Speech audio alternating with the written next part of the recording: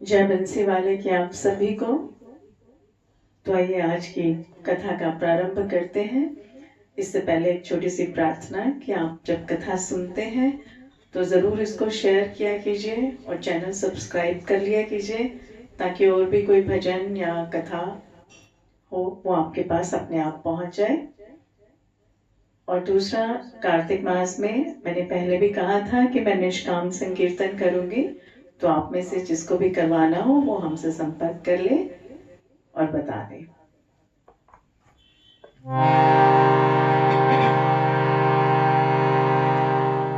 कृष्णाय वासुदेवाय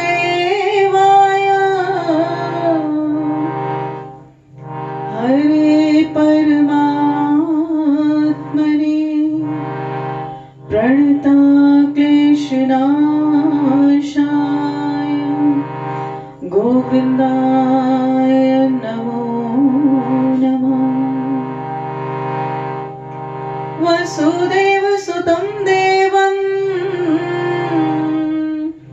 कंपासचाणूरमर्दनं देवकी परमानन्दं कृष्णं वन्दे जगद्गुरुं।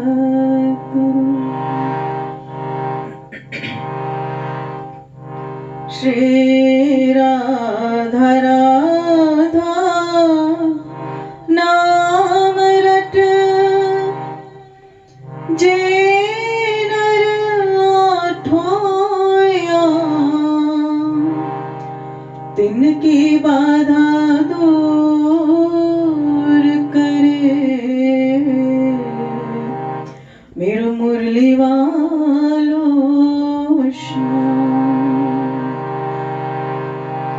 श्री राधा वल्लभ लाल के नेत्र है परम विशाल। श्री ब्रजधाम में आप विराजो, मेरा करियो प्रणाम स्वीकार। बुलिबा के बिहारी लाल की जय, बोलो बंसी वाले की जय। जय जय श्री राधे, जय जय श्री राधे, जय जय श्री राधे।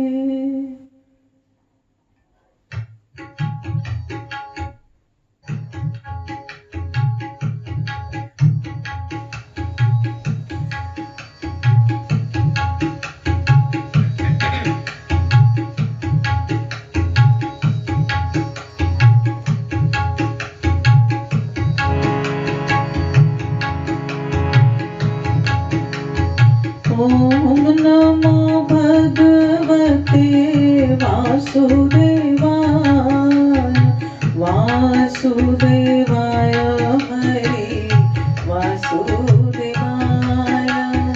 ओम नमो भगवते वासुदेवाय,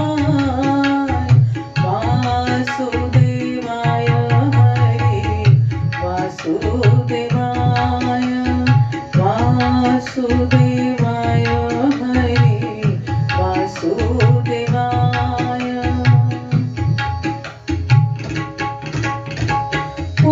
पुरुषोत्तम हरे वासुदेवाय, सर्वोत्तम हरे वासुदेवाय।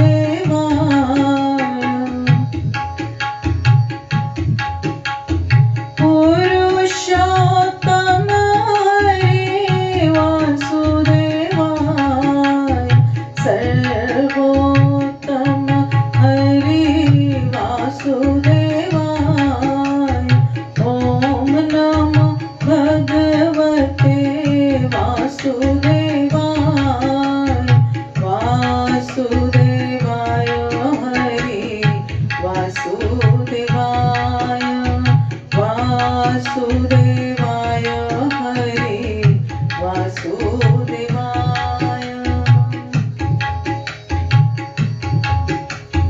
नटवर नागर वासुदेवाय सर्वसुख सागर वासुदेवाय।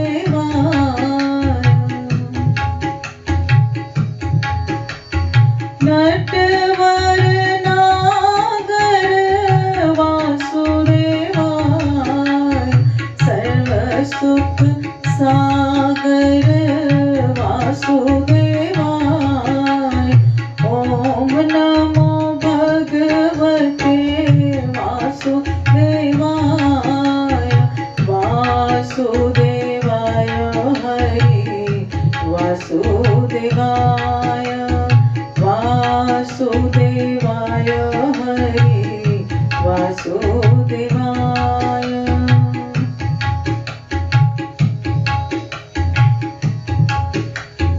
मंगलकारी हरे वासुदेवाय पावनकारी हरे वासुदेवाय।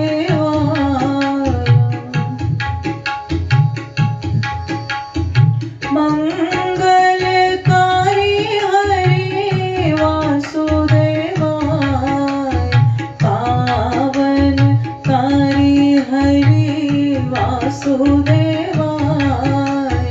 ओम नमो भगवते वासुदेवाय वासुदेवाय हरे वासुदेवाय वासुदेवाय हरे वासुदेवाय।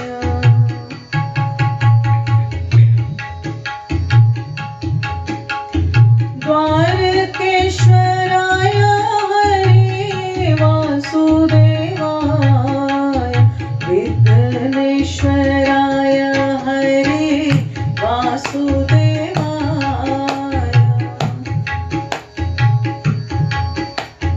द्वारकेश्वराय हरे वासुदेवाय विघ्नेश्वराय हरे वासुदेवाय। ओम नमो भगवते वासुदेवाय वासुदेवाय हरे वासुदेवाय वासुदेवाय हरे वासुदेवाय।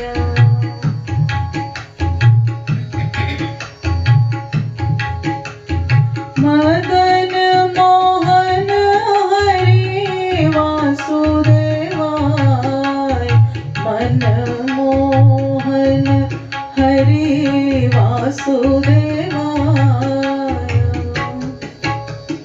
मदन मोहन हरे वासुदेवाय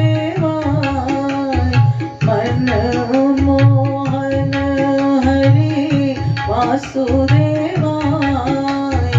ओम नमो भगवते वासुदेवाय वासुदेवाय हरे वासुदेवाय।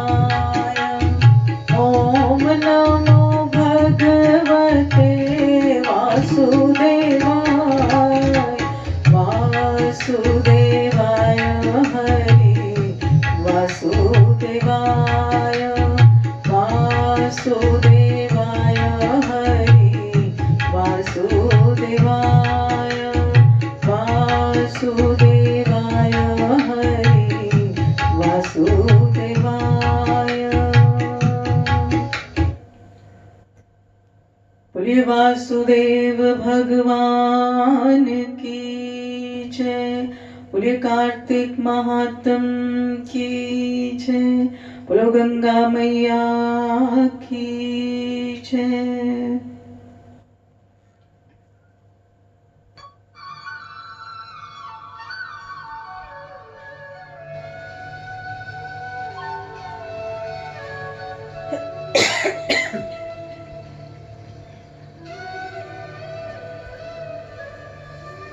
तो कल की कथा में जैसे कि हमने पढ़ा कि सत्यभामा ने ये विचार किया, प्रभु से पूछने का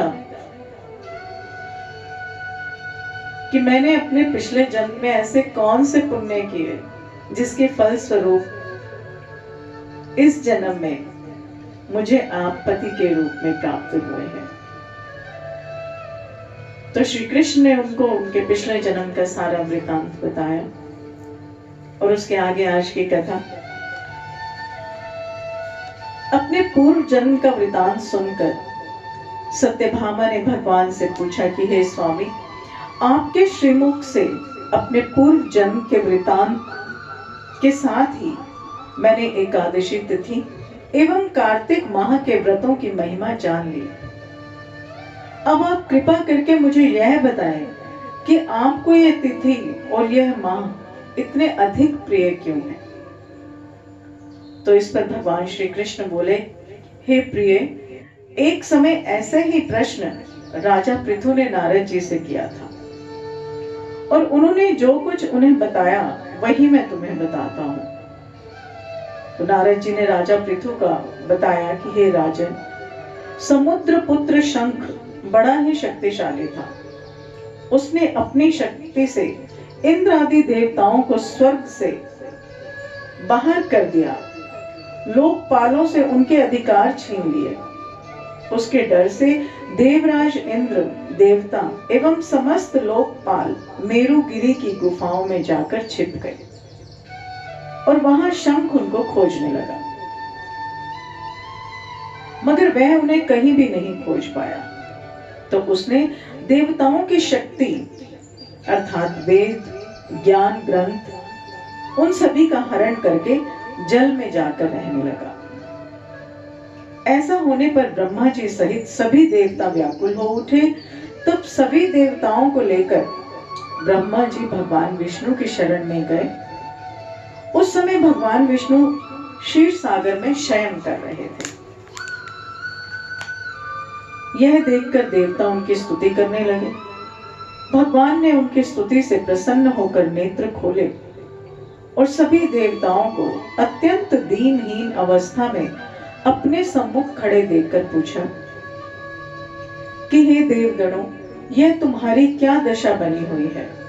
किसने तुम्हें इस अवस्था में पहुंचाया है?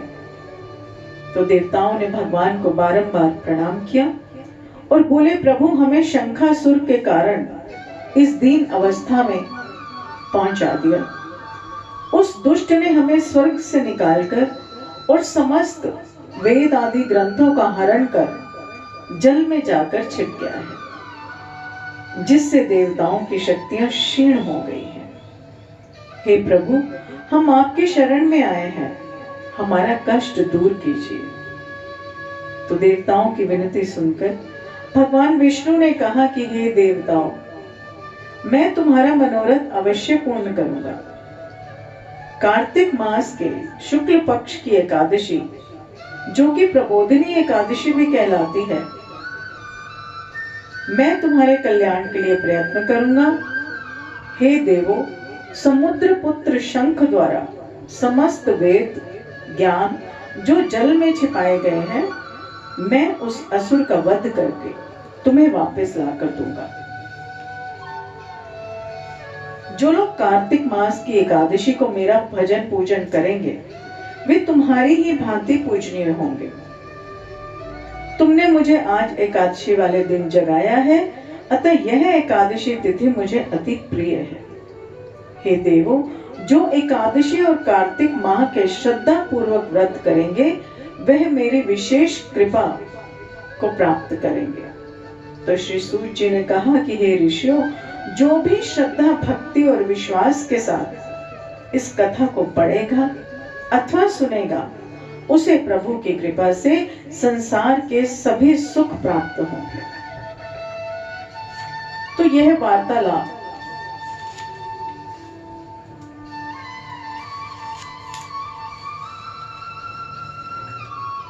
श्री कृष्ण और सत्यभामा का यह संवाद सुनकर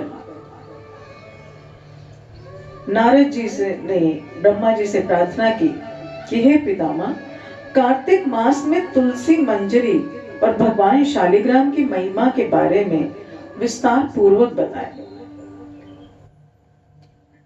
तब ब्रह्मा जी बोले कि हे पुत्र, तुलसी मंजरी सहित भगवान शालिग्राम को चरणामृत घोर पापों से मुक्त कर देता है, और जो लोग अपने पितरों का श्राद्ध भगवान शालिग्राम की मूर्ति के समक्ष करते हैं, उनके पितर वैकुंठ धाम को जाते हैं, और जो श्रद्धालु भगवान शालिग्राम की प्रतिमा का दान करते हैं, उन्हें पृथ्वी के दान के फल समान फल प्राप्त होता है।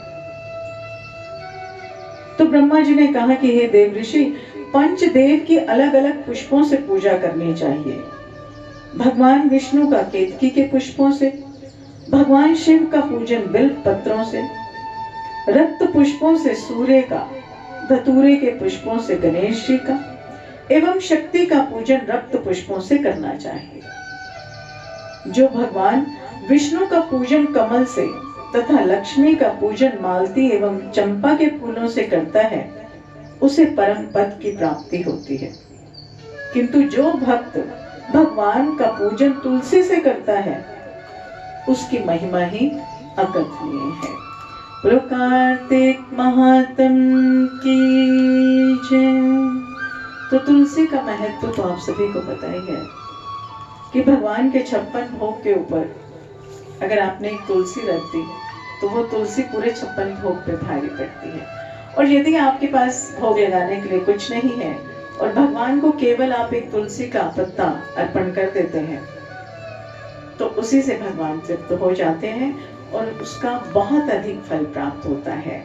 तो कोशिश किया कीजिए, जब भी भगवान का भोग हो आप जरूर तुलसी का पत्ता उसमें रखें, और इससे भगवान अत्यधिक प्रसन्न होते हैं और बहुत अच्छे पुण्य की प्राप्ति करते हैं। तो आइए एक छोटे से भजन के साथ आज की कथा को विराम देते हैं। कार्तिक महात्म की जय, बंसी वाले की जय।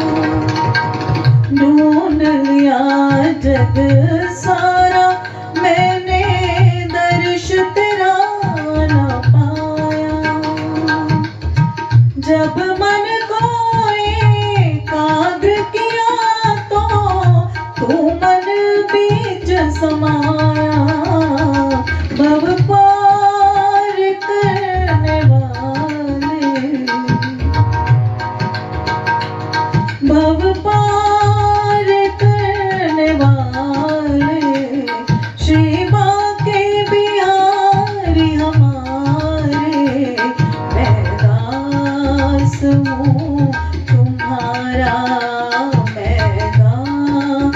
हूँ तुम्हारा, मुरली बजाने वाले, गिरिवर उठाने वाले, मैं दास हूँ तुम्हारा, मैं दास हूँ तुम्हारा।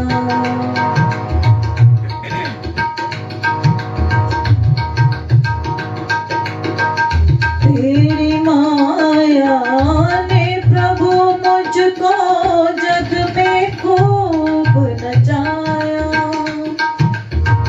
तेरी माया ने प्रभु मुझको जग में खूब नचाया।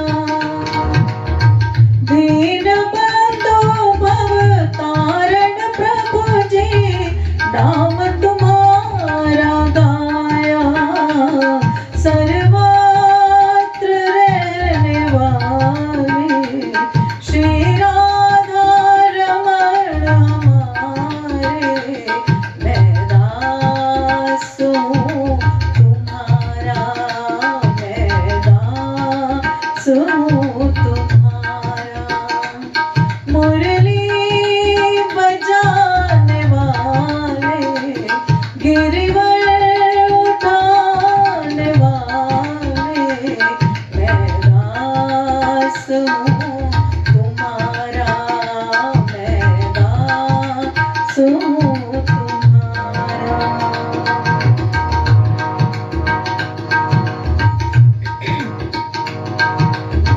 भगत अजामिल गणिका तारी, मुझको क्यों बिसराया, भगत अजामिल गणिका तारी, मुझको क्यों बिसराया।